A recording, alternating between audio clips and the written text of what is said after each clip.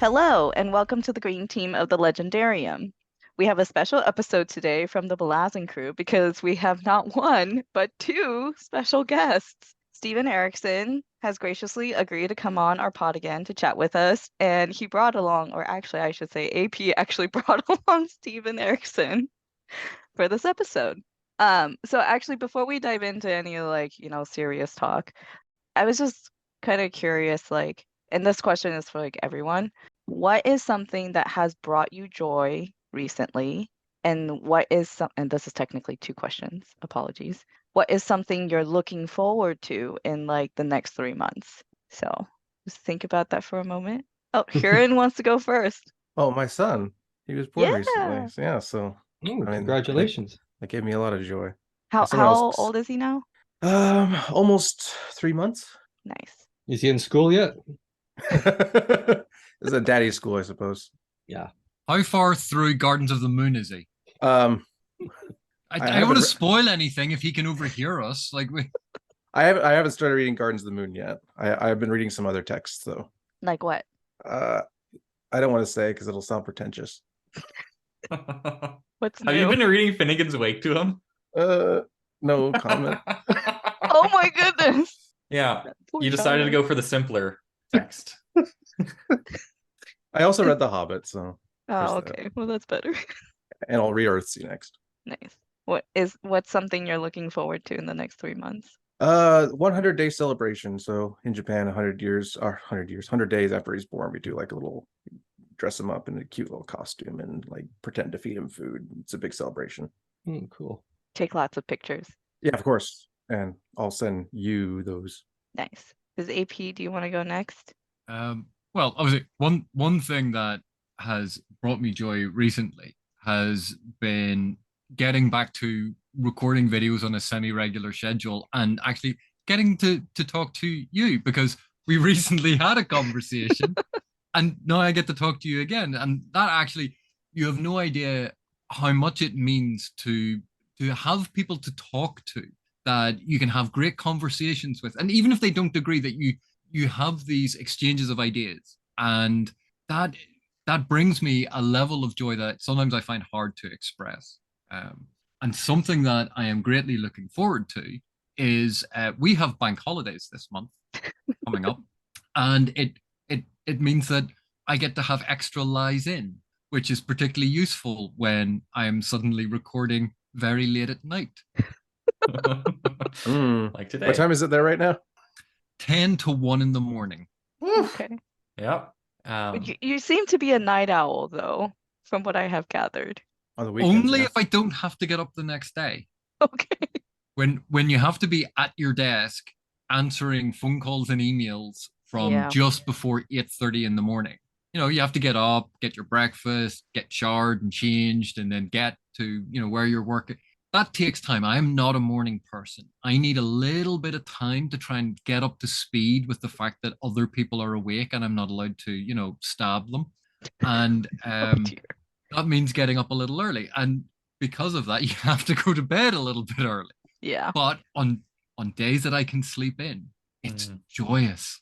I agree. I started working for a company that's based on the East Coast, but I'm based on the West Coast. And so everything is pretty East Coast based in terms of meeting times. Luckily, I've been able to negotiate my first meeting to be 7 a.m. instead of 6 a.m. But I totally understand and relate. In the interest of saving the best for last, I'll go. And I'm going to cheat because, actually, no, I'm not going to cheat. Something that's brought me joy recently, I've been listening to Smiley's podcast, which is just lovely. Lee and Maura are insightful and funny, and they have such a good camaraderie. And we're going to be cross-pollinating each other's things, and that'll be really fun. Yeah. That sounds too sexual. Okay, we'll be Having we'll be conversations, maybe? yeah, we'll be having polite conversations with each other. Intercourse, maybe. Yeah. Yes, exactly. You had to take it there. Something I'm excited about is this Sunday, I think it is. One of my friends has rented out a local theater for his birthday, and we will be watching Oh, Scott Pilgrim versus the World there together. Ooh. nice. That's a good one. Hmm. Love that movie. Yeah. Okay, I'll go next, and then Steve, you can go Yeah, okay. last. And then, so for me, something that's brought me joy in the past 3 months is, well, more recently, I'm currently cat sitting. So there's a very cute cat sitting by the window, just loafing, and that has brought me joy. Although I have to feed him pills every morning and every evening. I think it's an That's been oxymoron. that's been interesting, but he deals with it and he doesn't hate me and scratch me, so that's good. And then in the next 3 months, my fiance and I were gonna do a trip to actually Victoria, All right. for a long weekend. And I'm very excited because I want to have afternoon tea at the Empress Hotel Hmm. and walk around downtown Victoria. So if you have any recommendations of what we have to check out while we're there, please feel free to send them my way. But yeah, I'm really looking forward to that. Well, yeah, the Empress, that will be a lot of fun. Their cocktail bar is very good as well. Ooh, okay. Highly recommend that. And you can try a place called Pagliacci's for lunch. Okay. Um, it's not too far from the Empress, and that's where Cam Eslamont and I sat and actually worked out a lot of the early ideas of the Malazan stuff because we were both students at the university there and sharing a flat. So we would go there for lunch and we would talk Malazan. So Is there a plaque on a seat there that says isn't, there isn't, but there should be? yeah, I mean, it would be fun. It's what's amazing about it is when you go into the restaurant, everything you see is essentially unchanged from the early 80s. Oh wow. It has not changed its decor at all, which is so it's like a time capsule. And it's pretty cool. Nice. Okay, The that's going on the prices have list. changed though. I They hope have, so. they have, yeah, yeah. Steve, what was that? What was that place that had the pictures of the authors everywhere? The was it the bookshop that had the authors Oh, up? you're thinking Winnipeg. Oh, was that in Winnipeg? Sorry. Yeah, that's McNally Robinson in Winnipeg. Yeah. Yeah, it's got a variety of authors up on the walls. Yeah. Yeah, sort of. Finally, an interesting thing about Winnipeg. What's that? Finally, an interesting thing about Winnipeg. The interesting things about Winnipeg are all outside Winnipeg. Yeah, they're the authors that have migrated away from them. No, no, no. The countryside, the lakes, the rivers. Once you get out into the wilds, it's an amazing place to be. Oh, I was born there, and my Oh, were family's you? still there. Yeah. All right, okay. Yeah, so I've occasionally gone back, and I rag on it more than I should. Mm, There are amazing things like the sunsets and the farmer yeah. sausage, which I always miss. But Sorry, was that the Mosquitoes sun? the size of your head. yeah, Yeah, was that sunset and farmer sausage? yeah, absolutely. That's an Right. interesting combo. Okay. Oh yeah, I mean the Mennonites there, right? They're Yeah, and Hunterites, they're just that's what they do best, right? I think. yeah, Um, yeah. cool. Speaking of Esselmont, have you had a chance to read his book yet? This one? Yeah. Yeah. I've read about half of it and I'll be finishing it up. But we talk enough times that I have a fair idea of what he's doing in terms of the storyline and where he's bringing the characters and all that kind of stuff. So we've been going back and forth a lot of late because I think his next book, it's not a huge spoiler. I think it's set in 7 cities. And so he needs to get sort of some details down pat and make sure that he's consistent. And I keep responding with, he doesn't need to be consistent at all because it doesn't matter. I mean, timelines don't matter to us at all. And so yeah, we've been in a lot of communication of late. So Cool. That's exciting. Is that I just something that's imagine brought you? Steve as a little devil on his shoulder. Dude, just make it less consistent. More. Don't worry about it. It's fine. Yeah. yeah, to some extent. Yeah. Yeah, he worries about that more than I do. That's for sure. Is that the something that's brought you joy recently? No. Well, yes. He came down to visit a couple of weeks ago, for a week. But most of what I can describe there, I cannot tell you about yet. So that's what's brought me joy and anticipation for the next 3 months for sure. But one thing I can talk about is I recently have finally got my second eye cataract surgery on, so Oh, I can nice. actually see things now. So for about 6 weeks, I had almost the opposite focal ranges in both eyes, and trying to write was almost impossible. So this last week has been basically the first week back after about 6 weeks that I'm able to sit down and with these cheap reading glasses, sit down and work at the laptop. So that's probably why my schedule has been a bit messed up of late, and I'm getting in more writing time now than I was before. So Nice. did you get cataracts in an attempt to more fully get into the mindset of Blind Gallon as you prepare to write Rock and Shadow No, and the tomorrow? weird thing is, I mean, I didn't notice. I mean, what you basically experience with cataracts is a kind of a sepia tone that is Oh. uh, sort of affecting how you're reading color. And so, what was very strange was to get the first eye done and then have the color tones for each eye completely different. It was very strange. So yeah, now I'm finally seeing the world in colors that are, I guess, more or less accurate to what everyone else is seeing. So, you know, this explains why my wife and I used to argue over paint on walls all the time. So, yeah, now I'm seeing what she's seeing, so that's good. Nice. And yet you still argue over paint. That's true, but that's a different thing. Yeah, Not the only reason.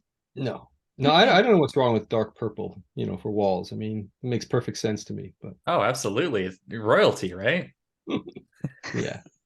Maybe like an accent wall. Or do you mean like the full room? Well, I mean, yeah. This room, Walls, I'm looking at right ceiling, now, floor, everything everything. dark purple. Furniture, Yeah. Especially pets. the purple, that velvet that you can put up on the walls. I like that a lot. Yeah. Mm. No, AP says no.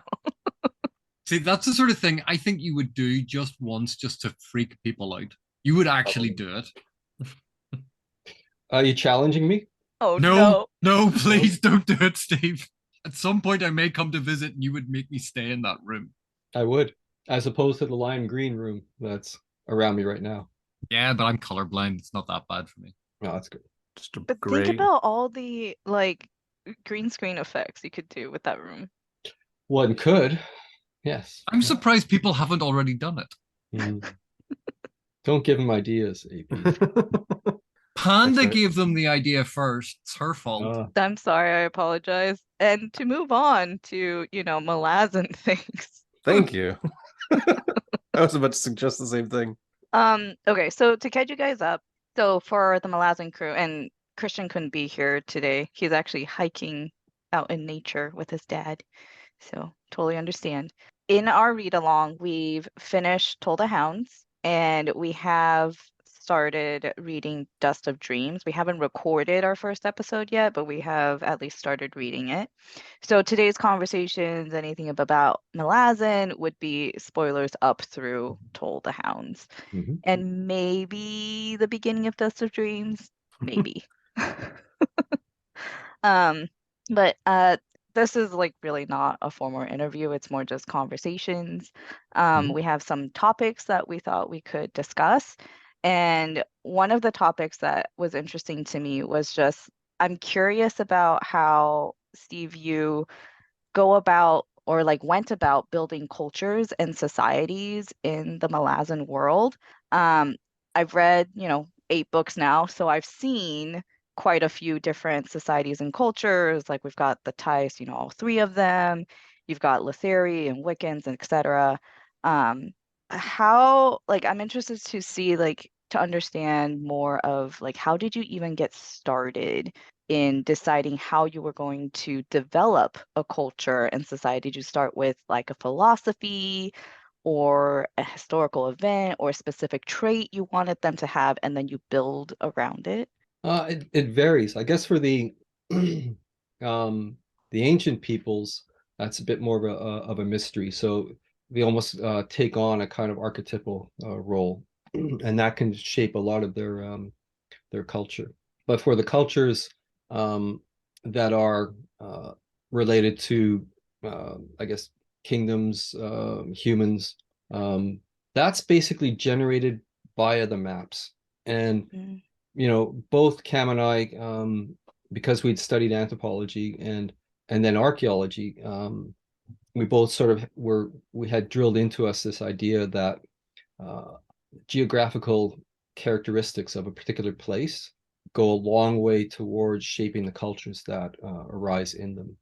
And so if we begin with maps and then you begin with working out drainage patterns, coastlines, temperate versus tropical, inland versus, seaside stuff, all of these things have particular impacts on how a culture is forming there. And so it usually begins as subsistence base, and then that helps sort of direct things. So if you have a group of islands, then it's probably seafaring cultures, and so you may end up with a thessalocracy, or you may end up with a kind of outward direction or intention, which then brings up trade, which brings up contact with other cultures, and so all of these things will sort of play into how a culture becomes very specific to the area that it's in. And then you consider the neighbors and then the relationship between them. And I guess in many ways, so much of the Malazan stuff, even from the gaming, was all about cultures in contact and in conflict. And that's kind of what history is anyways. And so it made sense for us. Is that something you consider a lot when you're reading other books, and like it's something that maybe takes you out of the story? Yep. All the time. So people from cold cultures then are more ruthless and adventuring, and the warm cultures are lazy and indolent. That's very Eurocentric, isn't it? Yeah. The people from North are all barbarians. Yeah. Well, one of the things we did, of course, was when we threw in the notion of the Jagut, creating ice ages, and sort of cold spots of glaciation. Then we were able to then mess up with that whole, north versus south, temperate kind of earthbound attributions of cultural traits, because we could turn anywhere into a cold Arctic region, whether regardless of where it was, and that sort of freed things up as well. Nice. But how did you decide, like, okay, this society, these peoples are going to be more fanatic than others, and like how the religions, because religions are not necessarily as geographically based. They take on geographical Yeah, they like do. meaning, but it's the people that give that religion meaning. So how did you Yeah, decide that? I don't know. I think one can make a fair argument for the relationship between geography and specific religions. I think there is. I think there is a connection there. Mm, It may not be on the surface, but it's certainly there. You can look at some of the prohibitions, for example, in Judeo-Christian or in the Jewish faith, that is very much tied to the geographical climatic conditions of the environments that they're living in. So, the prohibition against pork, for example, makes perfect sense in a subtropical environment. mm, That meat goes bad very fast. And the means by which the dead are disposed of, or interred or whatever. All of these things actually do relate to the environment that one is in. I think there were some, just as an example, among certain Inuit groups in the Arctic, when it was time for an elder to basically they could feel their end coming. If the conditions were such that there wasn't much food, they would walk off into the white wastes, and mm, that would be their means of almost disengaging with their group, but also not creating a burden for that group. So there are, and it's a closely woven relationship between belief systems and how they're organized and the environment that one lives in. So when it comes to making these cultures, I'm thinking about Seven Cities specifically. How aware, how mindful are you of real world cultures when you make them? Because to me, Seven Cities seems very much like Cradle of Civilization, which to me brings back the mind of like the Indus Valley civilization and like the layers and layers of history leading to all the internecine conflicts, which leads to like modern Middle East, basically. Mm-hmm. So what's your thought process there? Do you try and draw lines between the real world and the fictional world and try to make them meaningfully distinct, or does that just not Yeah, play no, we factor? do. Yeah, we did not want to make any direct correlation between our world. But at the same time, in creating something like Seven Cities, basically the same principle applies. So like anywhere, you know, where you've got 10 or 15,000 years of contiguous human presence, you're going to get that. And if it's in a dry environment, you're going to get that kind of layering of civilization one upon the next. And so that's, I mean, that was sort of organically grew out of the maps themselves. And so, but in terms of similarities, basically the similarities are there are certain kind of observed principles of the rise of civilization all over the world, and you know you can sort of take those out in the abstract and just hold on to those things without having to pull across anything from you know any specifics from our world. And that's kind of what we were making a point of doing, was to make sure it was quite distinct. So in the Bone Hunters, there was a mention of like a culture where they had kind of like a festival, where they would basically lame dogs and stone them and have the children do that. Was that like that kind of thing where it's like, okay, it's not necessarily geographically Mm. informed? So those kinds of aspects of the society and culture, like how do you Oh decide to man. put that in? Yeah, well, cultural practices. I mean, if you read sort of ethnology or any of that kind of ethnographic accounts of cultures across the world, there are some very strange practices and activities that go on. What we would consider strange, they would Mhm. consider perfectly normal. So, pretty much anything one's imagination can come up with has probably had a physical expression somewhere, you know, in our history as a species. So in those instances, it's basically, I guess, kind of coming up with something that was kind of unique and strange and unusual and exotic, regardless of, you know, the audience that would be reading it. And so it's not a case of sort of mimicking any kind of existing practice of any cultures here on Earth. It's just it's the strangeness that is the important part. And so if one can invent that stuff right out of the blue, that's a lot better than, you know, lifting it from a particular practice somewhere, Yeah, unless you're wanting to make a point about something. But I don't yeah. think in that case I was. AP, you want to say something? Well, no, I was just saying because if you lift a practice directly from our world and you set it up as a strange practice, then you know that's the whole point about Orientalism, which Yep. causes that whole issue of, oh, Yep. look at this weird thing, and the people Yep. from that region are going, that's not weird. That's not weird. Yeah, exactly. And because of the Eurocentric view, which obviously both you and Esselmont were destabilizing, if you then impose those Eurocentric values as Mhm. to what is normal and what is abnormal or what is strange, you end up undoing everything that you were trying to do with destabilizing the notion of the world. Yeah, and of course, if you can set up the notion of strangeness without any cultural tags attached to it, then that kind of frees you up. So one of the ways of doing it, for example, is the city, the main city in Khartoum, with all the giant spiders that, you know, are building these huge webs between the towers.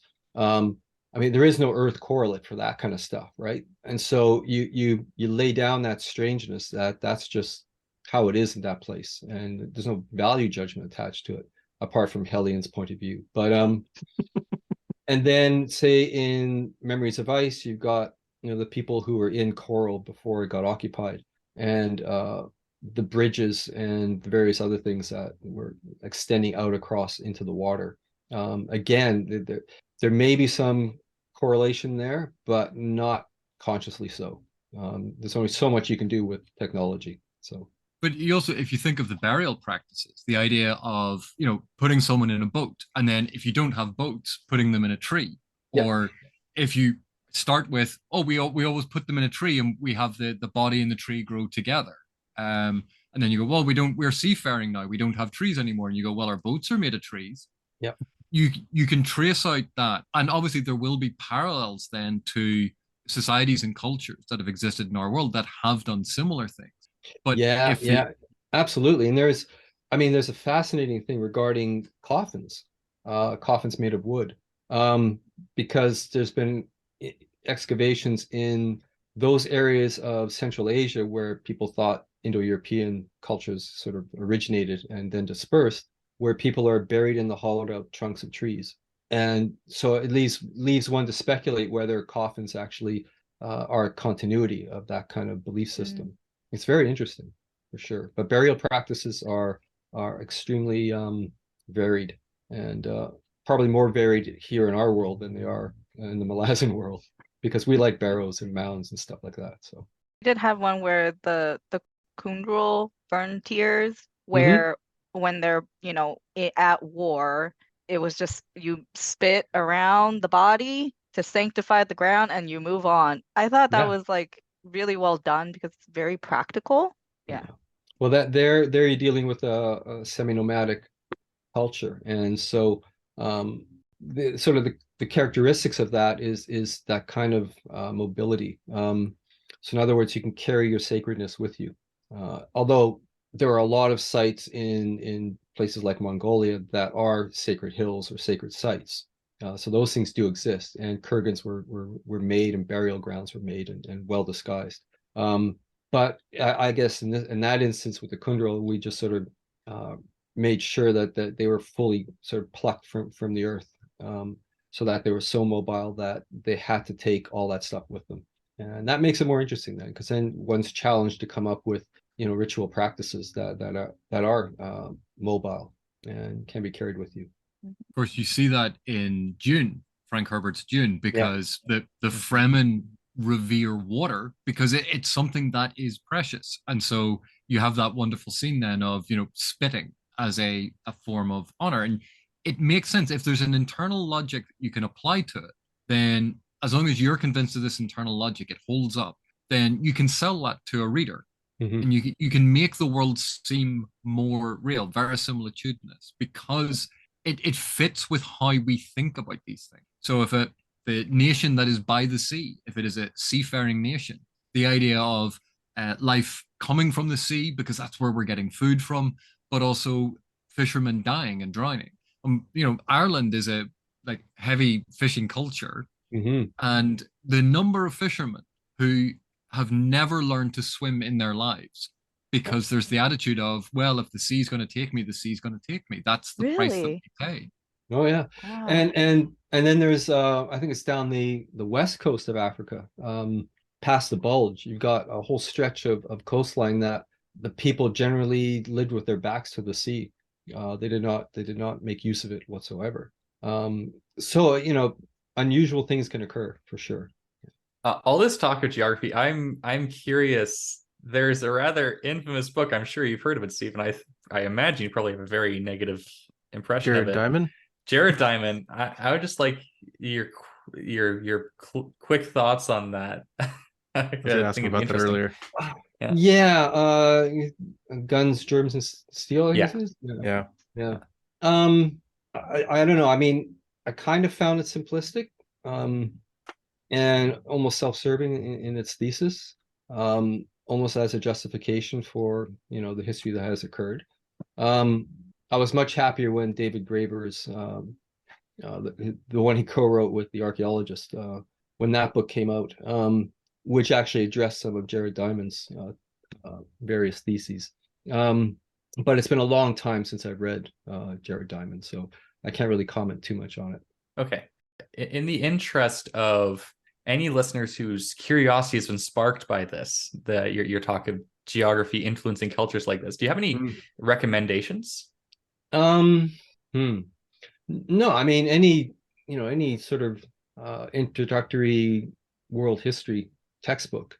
As long as you're prepared to read between the lines and study maps, and then think in terms of climate and environment, and then look at the cultures that are present there and see what elements of continuity may exist there or uniqueness. And also bearing in mind that everything changes through time, so no environment stays static. So it gives you a lot of opportunity then to, you can build a culture that is originally slash and burn agriculture in semi-tropical or tropical environments, and that can be wherever, where civilization started. But you're always going to have cycles of climate change where, a 30-year drought hits, and generally what happens there is that entire civilization collapses, because it cannot sustain itself. So it then disperses back into the forest. The forest grows up over the cities, and then you can start your story where the rains have come back, and new civilizations rising on the rubble of the previous one. And that gives you a lot of sort of leeway between how that culture actually views its relationship with the environment, because quite often that is related to its religious system, its belief systems. And so the example I just used would be, say, the Mayans. And when things were getting a bit more difficult environmentally, when the drought was hitting, the degree of sacrifice and warfare just skyrocketed for those regions, which then precipitated and was part of the collapse of that culture. But it's not a case of everybody becoming extinct. It's a case of everybody walking away from the civilization that failed them. And that's a really interesting notion. If you think of that, in terms of what impact does that have on subsequent generations of these people, it becomes a very interesting idea for characters and story. Yeah, we start exploring that a bit in Reaper's Gale and Dust of Dreams with the All, right? Yeah, I thought that was very interesting, and that it seems to me in the reader circles that we frequent, that what the All should have done it's a topic of hot debate. I'm not sure how to parse it myself. interesting. Yeah. Yeah, I know. I did get a lot of commentary to the effect that, or I have heard and read commentary to the effect that they didn't know why that story was even in there. So, that happens. That happens. I knew I was in there, but yeah. Well, there's one thing I would add to what you were just discussing there, Steve, which would be I remember seeing the prairie in Canada for the first time. Like you took me out there. I had never seen a landscape like it. No, it's amazing. Growing up in Ireland, obviously like, everyone's seen it from Game of Thrones. You know what the landscape of Ireland looks like. But there's very different feel to living on the coast to being like in Drumlin country with the glacial till and the rolling mountains, and they're all worn down, and the soft grass and these rolling hills. Mm-hmm. Those are very different sort of areas to live in. And then going to the Canadian prairie, and it was just radically different. I'd never seen a landscape like it. And then going down to the Florida Everglades. Mm-hmm. But looking at a map and having read these books, I'd seen, the steppes or, the prairies. And you're like, all right, yeah, I kind of know what that's like. And you have something in your mind's eye. But being there, the feeling of actually being in these different landscapes, in these different climates, in the different atmosphere of the place really gives you not necessarily phenomenal insight into a culture, but it makes you rooted in the place and think about how would I survive here? Because your approach to what you would do if you're living on a coast, like on the west coast of Ireland, is going to be different to if you're living on the coast of Florida. Radically different weather patterns, different. It's a swamp. Florida's built on a swamp. It is. Everything is just so dependent on the area that you live. So that again affects how you think of the logic of how you develop an area. Yeah. How you develop cultural practice. Whether you can store meat for a long time, which if you live in the Alps and it's winter, you can just put the stuff out the window and it'll stay good like over the winter. Whereas you're not going to be able to do that in Florida. So there's all sorts of things like that have ramifications that give you these little insights and pushes that you can then extrapolate and build in more and more fantastical directions. Yeah, absolutely. And it doesn't just, it extends sort of beyond, it becomes part of the worldview as well. So like you say, if you're in a high Arctic environment and you're able to, you're not worried about spoilage of meat, then you're much more likely, for example, to eat raw meat than you are cooked. And then if you're, you know, somewhere downward south, you're more likely to either salt the meat or smoke it or in some way treat it in such a fashion as to prolong its usefulness. And these things actually have a knock-on or a ripple effect to how the culture itself sees itself and how it sees its relationship with its environment. So, you know, yeah, taking you out onto the grasslands, the national parks in Saskatchewan, you can see how ephemeral everything is and how the human presence is just right there on the surface, and you scrape past it and you've left human history behind.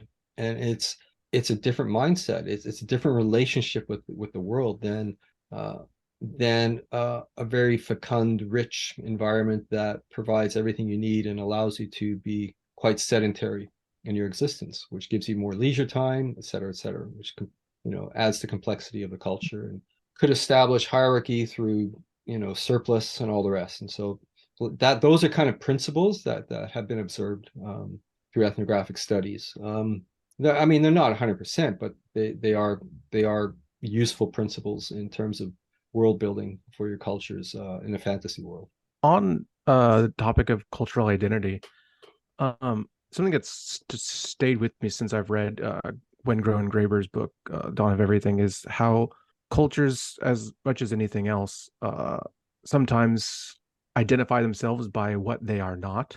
Like, for example, some of those West Coast American natives, some would deliberately choose not agricultural. They would define themselves as not being slave-based when everyone else around them is slave-based culture. So do you have any examples like that in your writing where you've taken that? Oof.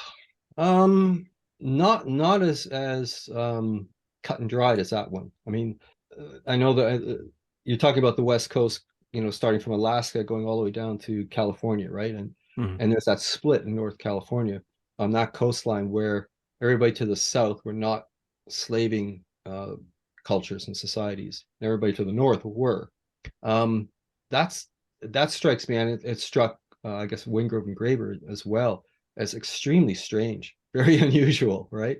And so you need to sort of think about, well, why is that? What is that separation all about? I think for the Malazan stuff, it got when I addressed the issue of Northwest Coast, North America, and those cultures. I guess I muddied the waters a little bit because the Letheri people to the south are they use debt for slavery in place of slavery, if you will, indentured servitude. And then the Taist Adura up to the north were using flat out slavery. But there's a real crossover and there's a blending of those two cultural traditions, which you know sort of made the imposition of the Taist Adura when they conquered Lether probably an easier one to comprehend for those people because it wasn't too big a change. Yeah, that was very explicit. We were talking about that in I think it was at Reaper's Gale, where it's like even the characters themselves were like, yeah, nothing really has changed. Like sure, the Not Eater really. are up Yeah. there, Yeah. but yeah, I mean that kind of indentured servitude and debt, they are institutionalized mechanisms in place of slavery, but it's basically slavery. right. You've just got the once removed notion of abstract wealth of some form or another. So it's yeah, they're not too different fundamentally. So it's interesting that, you know, and I don't know if this is going to be controversial or not, but I'm sure it will be. The notion of slavery being at an end in our modern age is actually a false one. Yeah. It has simply been replaced by debt. And in many cases, it hasn't been replaced by anything. No, right? it's true. Yeah, it's still just slavery. Yeah. I'm curious. You have cultures clashing all the times in these books, and obviously there are there are parallels that you can draw between these cultures clashing and cultures clashing in the real world. I'm curious how you navigate. It doesn't feel like you're making normative claims here, like you're saying they all deserve to get extinct because of this. But how do you, obviously this is a very tricky area to reason in and socially dangerous, let's say. Oh yeah. How do you reason about that with yourself? I try to, I mean, one tries to avoid value judgments on these things, right? So you describe two cultures and then you throw them against each other, and there's going to be conflict. And one may end up, for whatever reasons, being more resilient than the other, or numerically superior, or whatever. So it's kind of just sort of writing out those inexorable tidal pulses of history. But rather than just, writing that stuff, and if you're just going to be writing about that stuff, why not set it in our world and, go to specific examples and etc. But what the fantasy world allowed was two major elements that changed the equation. And one of them was magic, and the other one was efficacious, physically present, or energetically present gods that are interacting with the mortal realm. And so those two forces then allow you to sort of mess around with the notion of cultures in contact and cultures in conflict. And so the Thijs de Deur ability to invade and conquer a much more powerful nation to the south was entirely due to the magic, because nothing else was, the correlate here, and this is what inspired me to write Midnight Tides, was the notion of the Lakota and associated tribes marching on Washington and conquering America. Now, that is, in terms of numbers, in terms of technology, that is impossible to imagine that in our world. But in a world with magic and with sorcery, and especially destructive sorcery and interference of certain gods, this became possible. And so that's what fantasy allows. It allows you to sort of push something a little bit further than you could imagine in a realist setting, but still explore some of the same ideas. And if anything, take it to a point where you can explore ideas that one couldn't do in our world, because it exceeds the boundaries of reality as we know it. I think aside from the magic, what also really helped was you didn't simplify, like, okay, obviously there's one bad side. You provided richness for all the sides, and it really was left up to the reader, like which side did we relate to more, and whether or not we were willing to see, the other perspectives that we may not really agree with. And so you kind of just laid it more fully. And then, yeah, you weren't really giving specific indicators like you should be rooting for XYZ. Although I would say you should be rooting for Fiddler always. So It may, yeah, but not for their cultural reasons, right? correct. For their personal choices. Yeah. Yeah. The fact that you use, for the most part, like a close third person narration, that point of view control is the tool with which you fool readers into taking those positions, because it's very rare that you're going to have people in this say, oh yes, we're the evil ones. So, like, there's that famous or semi-famous British comedy sketch where it's the two Nazi officers standing talking. It's like, hang on, are we the bad guys? But when you're in the society looking out, that's the power of that narrative. And you can do that with point of view control. You can do it with the style of narration. Absolutely. Yeah. Everybody would be on Malik Rel's side if we only got his perspective. That might be pushing it, but I'm not going to say never, because you have done this where, like, there are characters where initially I meet them, I'm like, these are terrible. Like, not like terribly written, but these characters are terrible. And then books later, I'm like, I really do enjoy this character, and I kind of relate with it. Like, okay, I mean, the more notable ones are going to be Raced. Raced, like, the first book, when I met him, I was like, this piece of crap. Like, yeah, take him down. And then later on, I'm like, I actually I would hang out with this guy. And then there's Karsa, where it's like, that famous prologue and chapter, and it's just like, yeah, this guy is terrible. And now I'm like, I actually really enjoyed the page time I get with him. Yeah. On Karsa, I wonder if I could make something more specific. One of my favorite scenes in all 10 books is when Karsa meets the captain in Toll the Hounds. Mm. And the captain tries to give him his civilization, so to speak, and he dies. Uh, can you tell us if there are any real world analogs to this that, or is it just, did you come up with it, or Esselmont? No, it was not from the gaming. At least I don't think so. I'm trying to remember the origins of Just that. I know that AP, I basically I needed for those characters to be doing something on the journey north, from where they landed. And so I was working out sort of, I guess, what some of the cultures were present in those southern plains, and the relationship with the coastal nations surrounding them. And I guess I decided on a kind of a predatory approach to it. And that I guess took the mobility notion, and pushed it a little bit further. But I do know that I greatly enjoyed writing that section. I thought it was almost a standalone little story. Mm-hmm.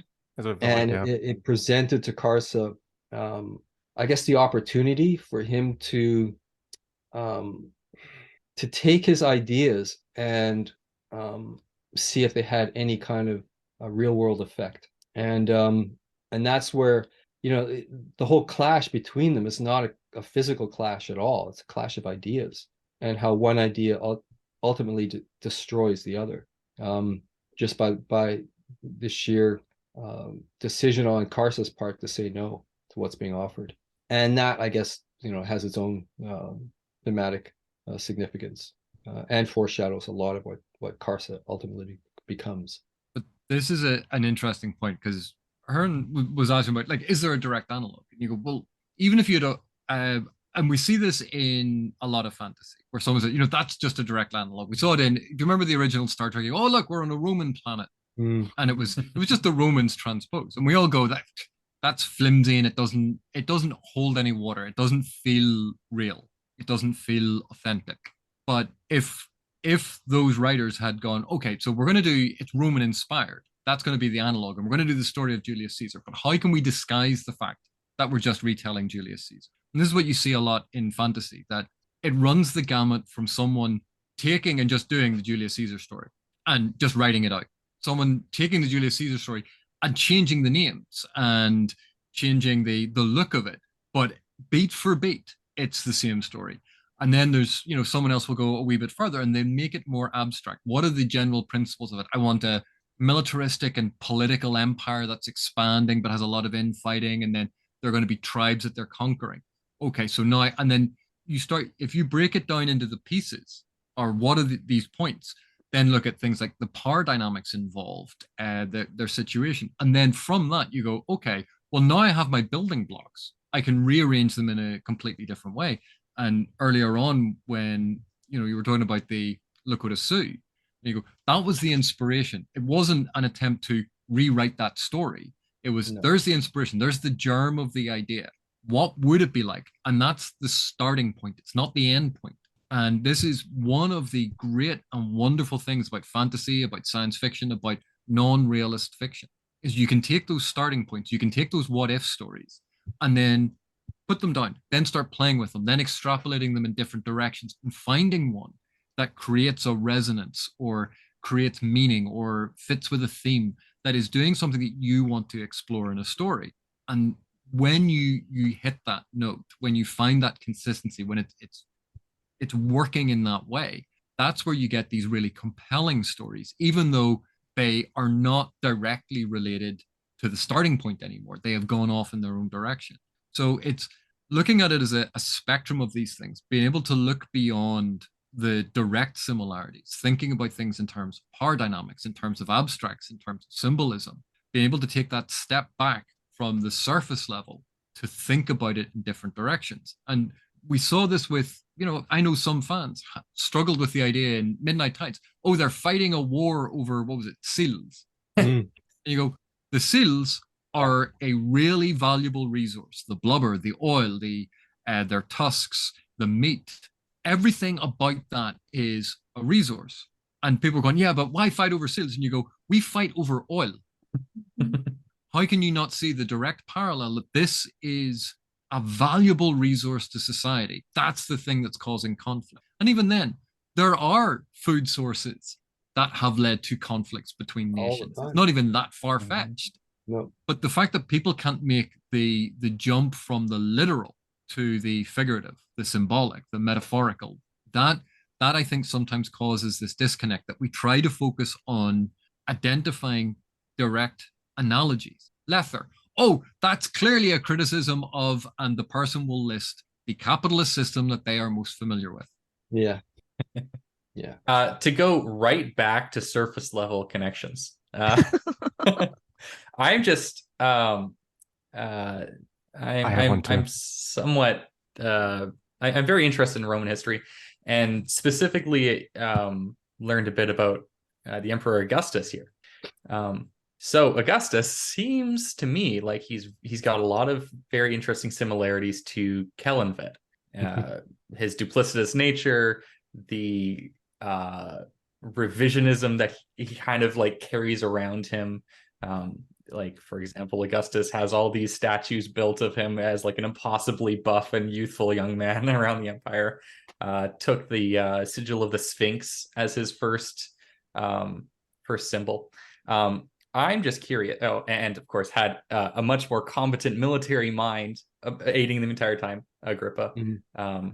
I'm curious, was this something that was in your mind while you and Cam were coming up with these characters, or is it just a happenstance thing? Yeah, not consciously. No, I mean, we were familiar with the histories. So that stuff would all have, sat in somewhere in the back of our minds. And people could argue that there are certainly some approaches to Augustus that call him one of the best emperors that ever ever existed in Rome. Doesn't mean he was perfect. Yeah. And Right. to what extent is he actually, as you say, retconning his entire presence and his existence there?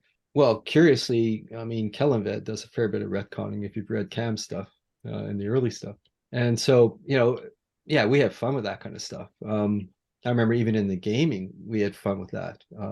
We would have completed a Kellanvet and Dancer campaign, and all hell broke loose all throughout the campaign. We'd come to the end of it all, and then we'd have them having a conversation as to how are they going to reinterpret this to make them look really good. It's like we just do that, right? So that, I guess, in that respect, yeah, we took inspiration from every mad tyrant of the world has ever seen.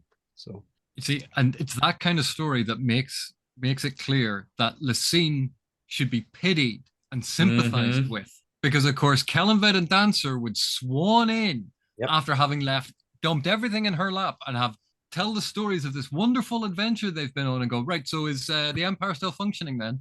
Yep. Oh, I agree with you. Yeah. I have one last question directly about the text and less abstract ideas. Why did you not give us a Torvald, Nom, and Karsa reunion in Toll the Hounds? I've been upset about this for years. I probably found no place to sort of squeeze that in. I mean, Karsa only arrives quite late on the scene, doesn't he? Yes, yeah. Rujistan. Yeah, he arrives very late. Though I do know that when I was doing some openings for what I thought was going to be the first in the Witness trilogy, which turned out to be, I think, now the third. Torvald is a character there, as is Karsa in Darujistan. So it could be a long-awaited reunion. That's what I've been hoping for. Time, sometimes people can coexist, and they have been old friends and be in the same city, and neither is inclined to renew that friendship. This happens, it's part of human nature. Can't explain why, but it just does happen. So I guess there's nothing compelling in terms of the storytelling. Torvald had his own things to deal with, and then Karsa arrived quite late to the story. He sure did. To the city. Well, now you have it on record that the fans are awaiting.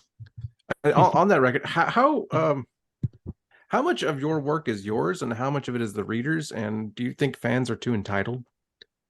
They're entitled whatever they feel they're entitled to. I mean, it's nothing I can do about that. There's no place to draw a line in the sand on that kind of stuff. But no, when I get asked if if the characters, if we're going to come back to them or not, as long as it's not too sort of explosive in terms of spoilers, I'll give an answer. I seem to recall that I think by this point in that third book, Torvald's on the council in Darujhistan, in fact. So he's settled down. Not until yeah, Orbs Up Throne, I think. Yeah? Yeah, Okay. he gets on the council at the beginning. He of Orbs does? Up Okay, Throne. good. I thought that was consistent. Yeah. So in terms of giving the fans quote what they want, I assume that's also a line you try and there is a tension between what is good for the story and what fans might find emotionally cathartic or the fan servicey aspects of the story. For Well, to quote example, Mick Jagger, you can't always get what you want, but if you try sometimes. Yeah, like I think, for example, like there would be a lot of fans that would be totally happy if you just wrote Malazan Marines for like 30 years and there was like 100 books of those just squad interactions. Yeah, Well, yeah, it's interesting, but here's the thing. I love writing those squad interactions because it's a clash of a whole bunch of ridiculous characters, and they're all sort of stuck in a place, and they're having to live with each other. And I have found that in writing No Life Forsaken, which is the second Witness book, I had to drag myself out of those scenes to get on with the story because I was having so much fun writing them. So I get that, and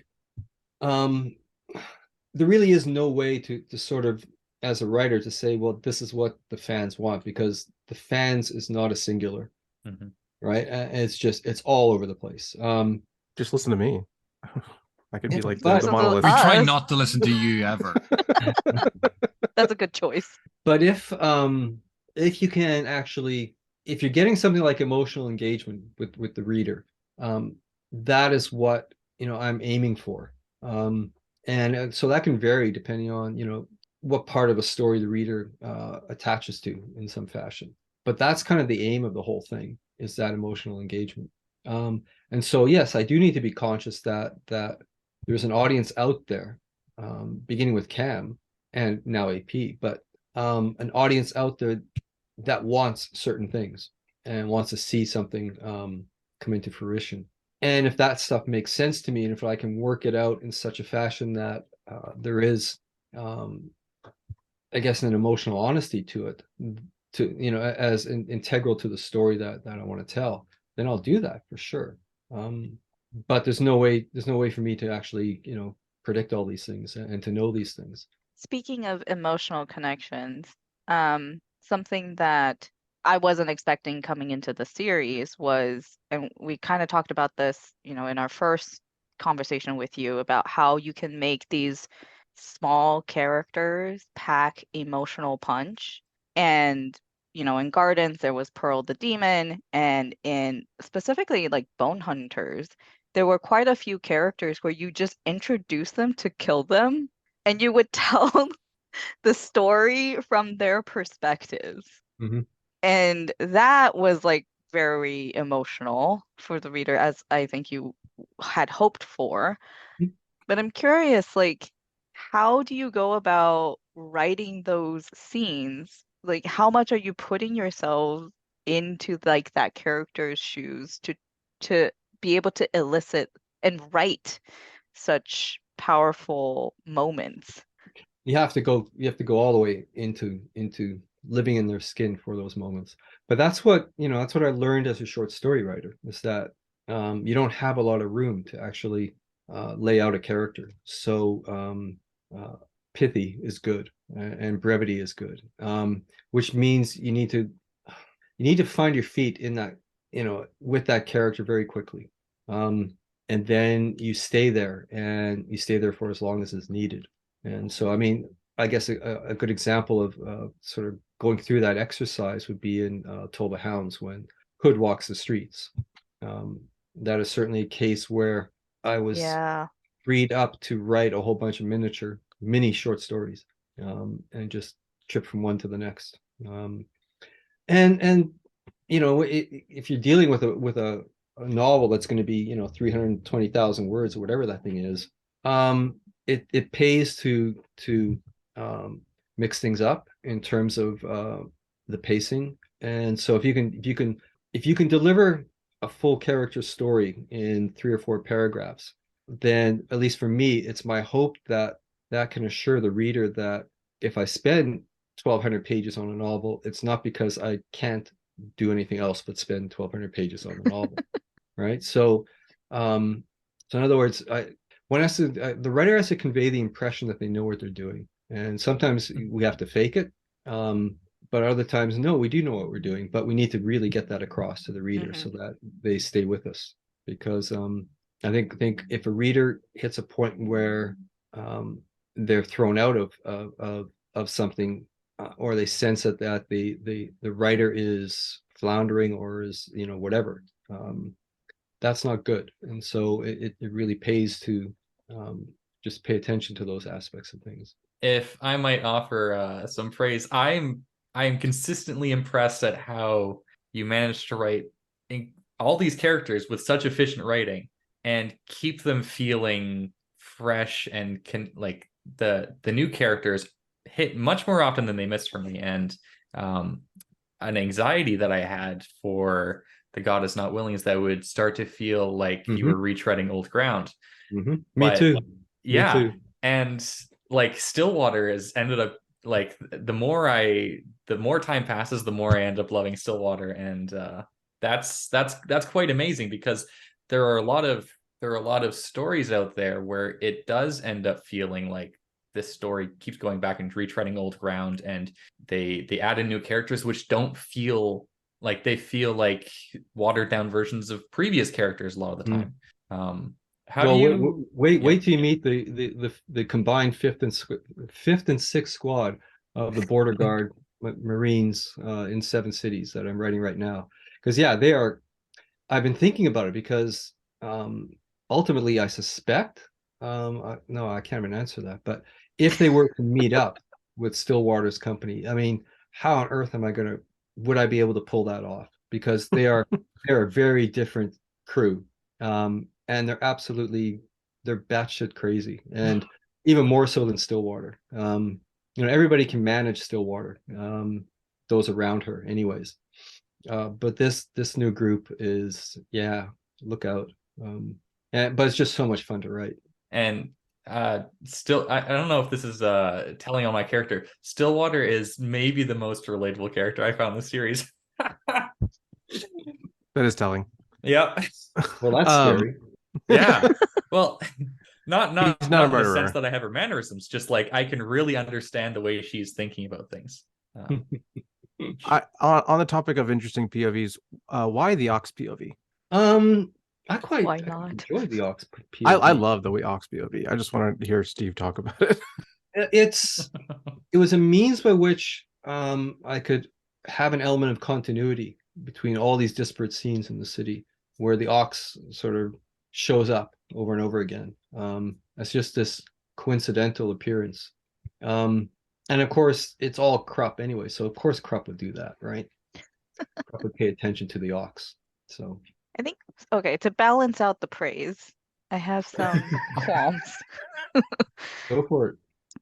So like you've done a lot of, like we've said, rich culture, society building, history building of these people. I would have expected, and maybe this is just because me as a reader having my own, bias. I would have expected for societies that are more religious or spiritual aspected to have more festivals. It's a very good point. No, it's a very good point. And I should probably include more. Yeah. Yeah, and there are things that I did not sort of put any focus on. And I tried to fix it. For example, music and the role of music and the role of singing and the role of that kind of participatory social activity, dance. And I grasped that fairly early on, and so it was then, well, if I can't sort of fit the big ones in there, maybe I can focus them on particular characters. So Fiddler then acquired sort of the role of the music and say l'austériel of dancing. So I try to sort of focus in that respect, at least to have some kind of cultural presence there. But you're right. I mean, even soldiers, camp on the march, camping at night. There should be a lot more music. There should be a lot more festival stuff. Well, not festival, but a lot more sort of cutting loose kind of thing. As necessary releases to the tensions in their lives. So I agree with you. I agree. There could have been more. So which book do I need to read next to have? Just kidding. You can skip to yeah. I think it's going to become more relevant in the third witness, because it takes us back to Darujistan, and there's already so much backstory and culture built into that city, that things like, and there was a festival, and there, yeah, that's the main one. Yeah, so it's the right opportunity to explore some more of that. Plus, actually, the book I'm writing right now, where I use that, I show that excerpt with the fist Ehrenfall. He's a musician, so it is pushing its way in for sure. But weirdly enough, this actually applies to a lot of fantasy writing, and this is why we use the term verisimilitude and not the term realism, because reality is usually a lot more complex, and authors would, it's almost an impossible task to work in the complexity of all of our social interactions, our cultural practices, the cultural practices of others that intersect with ours, into a world that you're also building a story and you're having these characters. And one of the weird things about fantasy, and it ties directly into religion, see it in Malazan as well. If the gods are physically present, how does that alter the basis of our understanding of religion? Completely. If you can meet and talk to your gods, that is fundamentally a different relationship than the one that we instinctively go for. And so there are ramifications for that. And that is complicated, it's difficult, and different authors approach it in different ways. But it's fascinating to see like the difference between, say, the film Troy and the TV show Rome. Rome had such a celebration of a lot of the different rituals, the different religious rites, all of these different aspects of Roman everyday life. And then you look at Troy and it's, oh yeah, it's a military film and we're on this battlefield. And despite the fact that it should be rich in those things, the source material has the gods striding across the battlefield to protect their chosen. That is entirely absent from the film. Yeah, well, that was a creative decision, wasn't it? Yeah. And authors make creative decisions all the time. That is true. I have a follow-up question, which I think I might know the answer to, but are there atheists or like equivalents of atheists in the Malazan world? Oh, since the gods are no, and it's a different kind of atheism. It's an individual who acknowledges the existence of these gods, but refuses the notion of worship.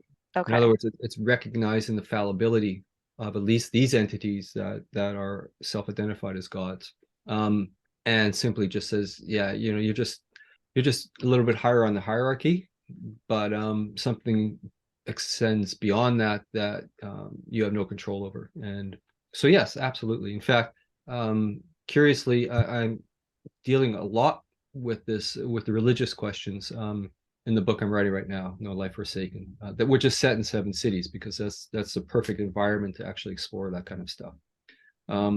And yeah, one of the main characters is an inquisitor for Shaik, so Felice and Younger, and he does not worship her, and she's fine with that.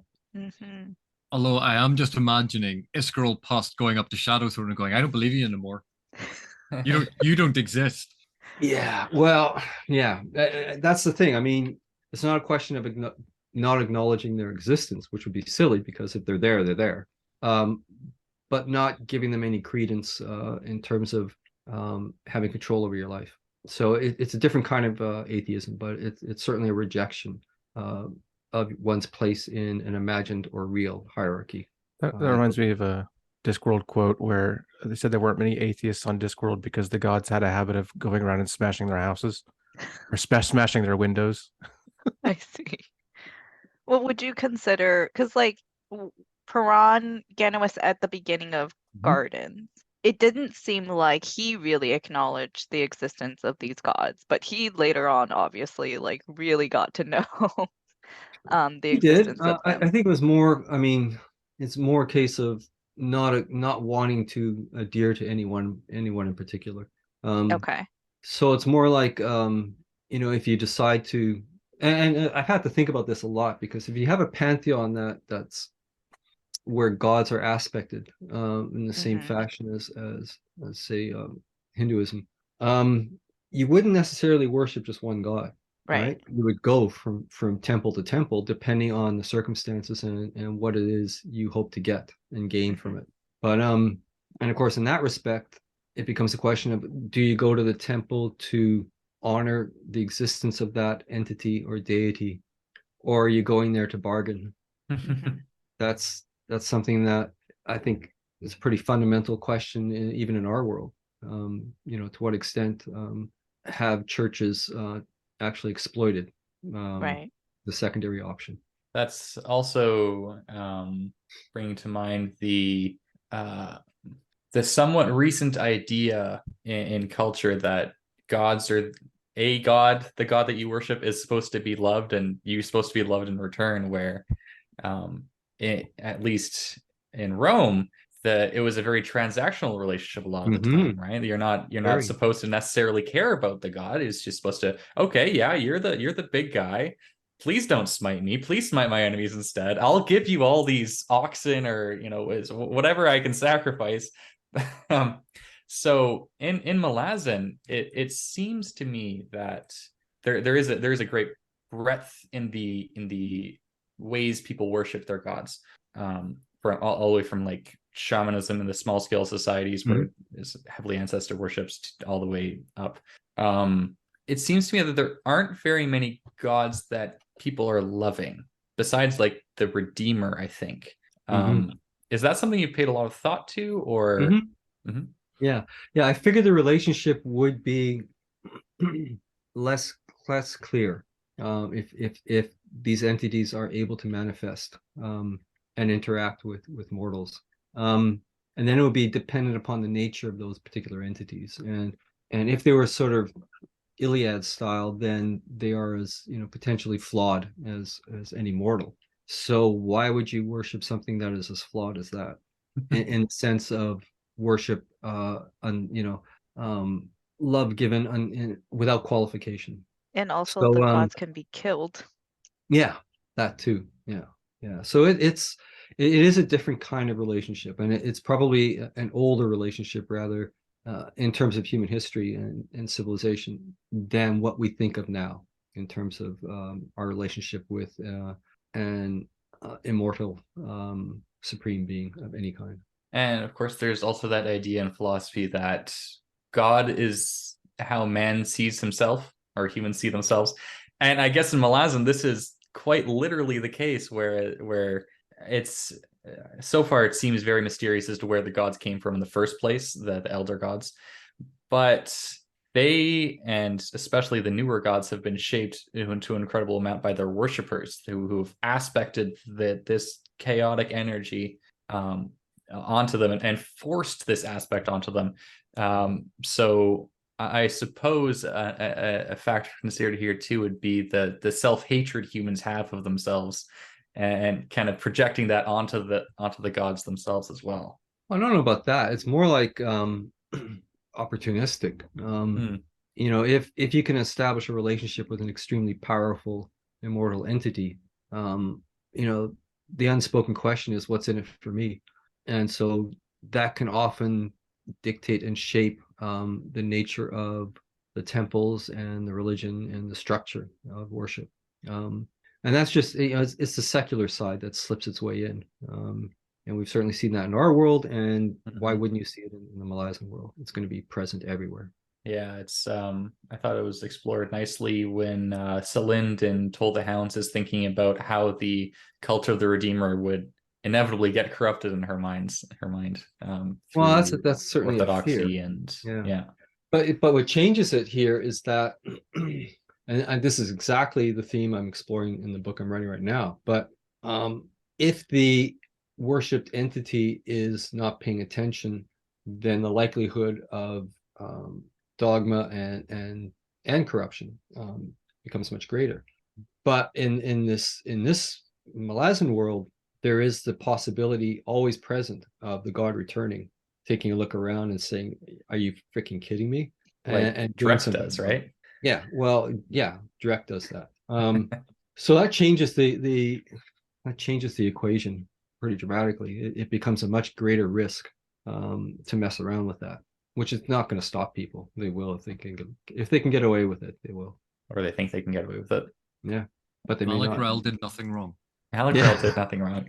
Point to the text and tell me one thing he did wrong. No, it's all propaganda. If I may, can I change the subject to something that maybe AP will dread or greatly welcome? So I'm wondering, Steve, if there was a Malazan adaptation, is there anything that you would consider sacred, or in adapting your work, would you ever be felt disrespected if someone put it in an adaptation for you? Well, I would hope not. And I would hope to sort of both Cam and I would hope to um, have a certain level of input and something along those lines. The things that we would be emphasizing would be less related to specific elements of the story and more related to the atmosphere and the tone. Those are the things that we think the Malazan aspects of those things are potentially the most unique selling points to bringing this world to the screen, because it will be unlike anything else, even within the fantasy genre, as we envision it, as we sort of visualize it. And bear in mind that when Cam and I first started writing creative product, it was a screenplay related to this. So we were right at the beginning. We were thinking of at the time of the big screen, but the little screen, like the television screen, that, I mean, these days that's if anything more viable. So we were always thinking visually. We were always thinking in terms of how this would look. And so that's the kind of thing that we would be very keen on, was to make sure that it matched the atmosphere and the visual cues that we feel are important to the story and the storytelling. Is I that mean, why you're given- constantly turning down my idea of Malazan the musical? Hey, I That's was one of the gonna actually reasons. go there. That's one of the reasons, AP. I would yes. love it. If Maybe a you Saturday had morning given more cartoon thought version. to a stage adaptation, but not necessarily a musical. Oh, No, definitely. it has to be a musical. There have to be jazz hands. Well, obviously, except for Haborik. Except for Habor. Oh dear, he has metaphorical hands. So Personally, mhm. well, Oh. the atmosphere, more than anything, is what you would consider like sacred in an Yeah. adaptation. Then okay, Atmosphere and tone. and tone. And maintaining the necessary sense of humor, because the sense of humor is character based for the most part. And it looks like a lot of epic fantasy loses its sense of humor when it gets onto the screen, which is a shame. You know, that is true, because I read the first two books of The Witcher, and I was surprised by how funny the books were, just based on, like the games and the show. I was like, oh, the source material is much lighter. Mm-hmm. So nothing character based or even like plot based. Are you asking? Yeah. It depends. I mean, once you're thinking in terms of adaptation, then you're having to think of it with respect to the constraints of the new media that you're now looking into. And it has its strengths and it has its weaknesses. And so you want to create a story that serves the strengths and leans into the strengths. And in that respect, film and television is a very different medium than books. I mean, it's fundamentally different. And so even the idea of sort of extracting everything that's in a book and sticking it on a screen and expecting that to work is well, it's flat out wrong. It doesn't work. They're two different structures. And even the audience engagement is so fundamentally different, that has to be recognized, because it would be the equivalent of taking a novel and advertising it as this amazing, I don't know, 6-hour film with breaks, and you go walking into the theater and lights go down and the curtain draws back and you're looking at page 1 of the book. And then after a few minutes, you're looking at page 2 of the book and you're expected to sit there and read it. I mean, it makes no sense, right? So But why would you have that expectation when I you're couldn't agree more. when you're going to watch something? But do you have like certain characters in mind that you think would translate really well to an adaptation? And like certain characters where you wouldn't be able to do without because that really changes. It wouldn't be Malazan without them. Sure. I mean, if one wants to hold to the general storyline that goes through to the 10th book, yes, there are certain characters that have to be there. In fact, they may have to show up even before they do in the novels, because that's, again, it's the nature of the series. I'm gonna A guess series. Karsa is one of them. I haven't finished those series, but I'm pretty sure he's talking about Tavor. But Carson. well, think about it in terms of, if you're going to cast an actor, if you're going to be casting an actor for a part, and you go, but they're only in a little bit of this book. So Karsa in Dead House Gates, there isn't a huge role for Karsa there. So if you're going to cast someone as Karsa, and you go, oh, but then there's this big section in this, you go, well, maybe I could take part of that and move part of that story elsewhere. That you start thinking about things in terms of the practicalities of character arcs, the different sequences. How are you going to put it together so you're not hiring 1,000,001 actors for 2 weeks and then only 5 actors the next week? That you're trying to justify and juggle all of these different things, and that the practical aspects of filmmaking and these sorts of adaptations, those are quite often glossed over or ignored when people talk about adaptation. Why don't they just do that scene? And you go, well, that person was only in the book for that chapter, and then they don't show up for another 3 books.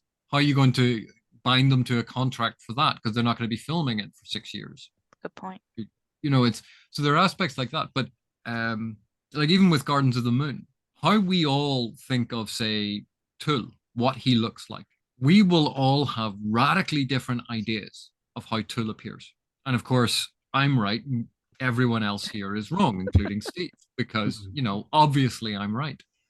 But when the art director and the casting director and the costuming director, when they get together and they design what Tull is going to look like, almost guaranteed it'll be radically different from anything that we imagine. But there has to be something there to the essence of the character that works. With Animander Rake, you go, right, we want Rake to feel a certain way. And with Rake to look a certain way, there's an iconic look to his character. But with someone like Lorne, how much of Lorne's story is rooted and her character is rooted in her physical appearance? And you go, well, it's less important for Lorne than it would be, say, for Rake. So there are things that you have to weigh up. And I think one of the great strengths, one of the great interesting things about the Malazan world is the vast visual variety, different races, different cultures. Everything about Malazan is not pseudo-European. And that gives it, if you think in terms of adaptation, I would hate for that to be lost. Yeah, especially when some people have blue skin too. Yeah, are there any? That's a big concern of mine. Who are the blue-skinned actors that we're going to get to play, like Lazine or The everyone's people who play favorites? in Avatar. No, I think it'll just have be- you seen Irish people during the winter? We are all permanently blue. Oh my god. We saw these images just by making everyone a Kachane. No. I want a Kachane story. Make Lauren Kachane, Karsa Kachane. You Maybe could do some a Kachane undead. parody. How about that? You can go off and make your own. I did want to do a time check though, because it is really late for you, AP, and we have taken up a lot of your time, Steve. Should we wrap up? Sure. It's been a great conversation. I've enjoyed your questions. Thank you. I guess to kind of wrap us up, maybe this is more like a teaser for when after we finish the series. We've got 2 more books, which, oh my goodness, I can't believe like we're here. 2 more books. It's been a journey. Ash and I definitely want to pick your brain on Carcanis as well. Yeah. And Yeah. hopefully you'll both of you, AP is more than welcome to also join in. Come on and we'll have a whole series discussion. But I did want to just plug, like, Tavor is a very interesting character in the way that you've chosen to write her.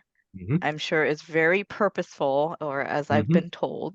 And I'm trying to be open-minded, and her aloofness, not being able to really see what she's thinking, is like a parallel to Animander, how you've written him. And I think that'll be an interesting one to discuss once I've completed Mhm. the It will. remainder of the books. In the interest of getting to at least one listener question. Oh yes, I forgot about them. Sorry. Okay, an easy one, I think, for you, Steve, since you're writing a book about writing now, which I'm personally very excited for. Jafu asks, number one piece of writing advice according to Karsa Orlong. According to Karsa Orlong. Yeah. Too many words. Too many words. Why use many word when few word do trick? That was clever. And you're sleepy too. Yeah. Is that the answer? Yeah, absolutely. Nice. All right. I did not write an outro for this, so I'm just going to have to make it up on the spot. Thank you very much, AP, for joining us. Thank you very much, Steve. We really appreciate your time and for chatting with us. I hope we'll get to do this again, once we finish the rest of the series. Thank you, Ash and Kieran fan, for sticking around, I guess. Thank you for I being guess. here. It was a real trial. And if this is the first time that you're a listener to us, go back to listen to the rest of our episodes, I guess, maybe, or just not. Maybe I skipped So- gardens. Those are rough. Our gardens episodes were us trying to find our footing. So, but with And that, our friendship. yes, And our that is friendship. true. Yeah. Yeah, we've been doing this for like what, 3 years, Yeah. Forever. and this is how we became friends. So Cool. that's a testament to the power of your work. Thank you, everyone, and we'll see you next time, or I guess you'll hear us next time. Thanks. Bye. Bye-bye. Thanks, Steve.